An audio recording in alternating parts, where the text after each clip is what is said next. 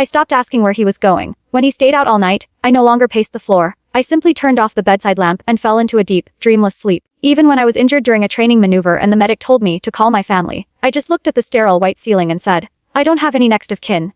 The nurse recognized me. You're Mrs. Marshall, aren't you? General Marshall is just in the next sector over. Should I send word to him? I shook my head slowly. No. There's no need. But 30 minutes later, Gals Marshall appeared anyway. He stood in the doorway, his uniform sharp, his presence commanding and cold. You're hurt. Why wasn't I the first person you called? I kept my eyes down. It's a scratch, Gales. Not worth bothering the commanding general over. That dismissive tone, the sheer lack of weight in my voice, made him visibly bristle. Before he could snap back, voices drifted in from the hallway. 2 guards were gossiping, unaware of who was listening.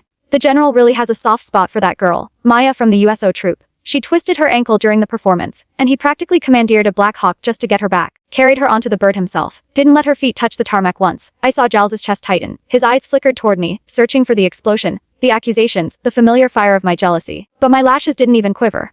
I just leaned back against the thin hospital mattress and closed my eyes, letting the silence settle between us. It wasn't until we were in his military jeep that he finally spoke, his voice a low growl of defense. Don't listen to the gossip. It was professional. Maya was invited here to perform for the troops. She got hurt on my watch. It was my responsibility to handle it. Okay, I said softly. I didn't add anything else. Giles's temper flared suddenly. You don't believe me? Is this still about that? God, Cassie? I've come back to you, I'm here. What more do you want? I stared out the window at the passing barracks. My profile a blank slate. I believe you, I said. I just didn't think I was an emergency. I didn't want to interrupt your work. Let's just go back to the quarters. The same scripted response. Autopilot. Giles slammed his fist against the steering wheel. The horn blared. A sharp, ugly sound that cut through the winter air, startling a group of performers who were just finishing their set across the road. One girl looked up. As the moonlight hit her face, the air inside the jeep turned to ice. Maya. What is she still doing out here? Giles muttered. He glanced at me instinctively. In the past, every time I saw her, I'd lose my mind. I'd scream. I'd cry. I'd demand to know why she was wearing a coat that looked like mine. But now, I just gave her a fleeting glance and looked away. Nothing. Giles gripped the wheel, but his eyes were glued to the rearview mirror.